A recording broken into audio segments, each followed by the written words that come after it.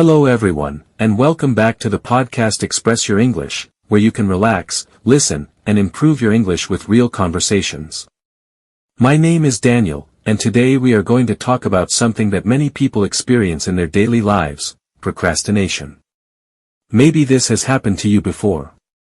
You have something important to do, homework, work, studying English, exercising, but instead, you watch videos, check social media, or say, I will do it later. So the big question is, why do people procrastinate? To talk about this interesting topic, we have a special guest today. Her name is Anna, and she loves talking about psychology, habits, and productivity. Anna, welcome to the podcast. Why do you think people procrastinate so much? Thank you, Daniel. I'm really happy to be here and talk about this topic.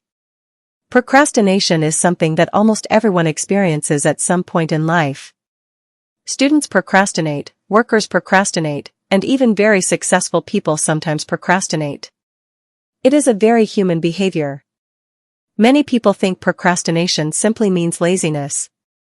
They believe that when someone procrastinates, it is because they don't want to work or they don't care. But in reality, procrastination is usually much more complex than that.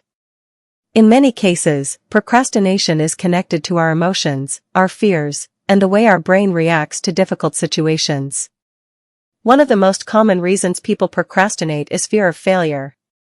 When people are afraid that they might fail, they sometimes prefer not to try at all. This is because failing can make people feel embarrassed, disappointed, or frustrated. For example, imagine a student who has an important exam next week. The student knows the exam is very difficult and feels nervous about it. Instead of studying, the student decides to watch videos, play games, or spend time on social media. From the outside, it may look like the student is just being lazy. But inside, the student may be thinking things like, what if I study and I still fail? What if I'm not smart enough? What if everyone else does better than me? Because of these fears, the student avoids the task completely. Another very common reason for procrastination is perfectionism. Perfectionism means wanting everything to be perfect before showing it to others. At first, perfectionism might sound like something positive. After all, wanting to do a good job is not a bad thing.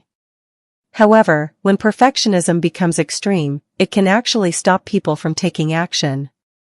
Some people think that if something is not perfect, then it is not good enough. Because of this idea, they delay starting tasks. For example, imagine someone who wants to start a YouTube channel to teach English. They might say things like, I need a better camera first. I need the perfect microphone. I need to prepare everything perfectly. So they spend months thinking about the idea, planning, and waiting for the perfect moment. But the truth is that the perfect moment almost never arrives. Many successful people started with simple tools and improved little by little. Another important reason people procrastinate is that the task feels too big or too overwhelming. When our brain sees a very big task, it can feel stressed and confused. Our brain prefers easy and comfortable activities. For example, imagine someone needs to write a long report for work. If they think, I must write 10 pages today, the task feels very heavy and stressful. So instead of starting, they open their phone, check social media, or do small and easy tasks that feel less stressful. But if the same person changes the way they think about the task, things can become easier.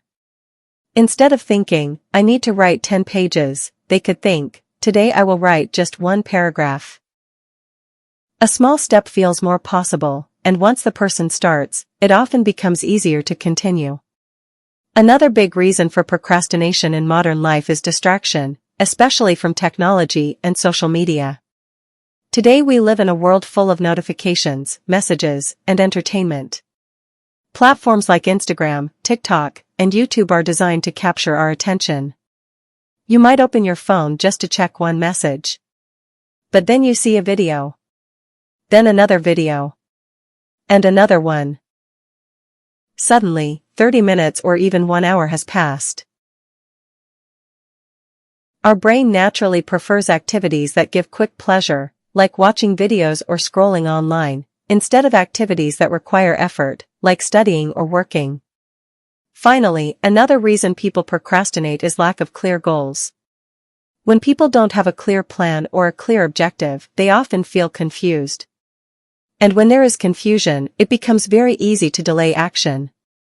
For example, someone might say, "I want to improve my English." But this goal is very general. If the person doesn't know exactly what to do, whether to practice speaking, learn vocabulary, or listen to podcasts, they might feel lost. But if the goal becomes more specific, it becomes easier to start. For example, I will learn 5 new English words today. I will listen to English for 10 minutes. I will practice speaking for 5 minutes. Clear and simple goals help reduce procrastination. So when we look at all these reasons, we can see that procrastination is not just about laziness. It is usually connected to fear, perfectionism, big and overwhelming tasks, distractions from technology, and unclear goals. Understanding these reasons is the first step to changing the habit and becoming more productive. That's very interesting, Anna. I really like what you said about fear and perfectionism. I think many people believe procrastination means laziness, but actually it is more about emotions and mindset. For example, I have experienced this when I want to start a big project.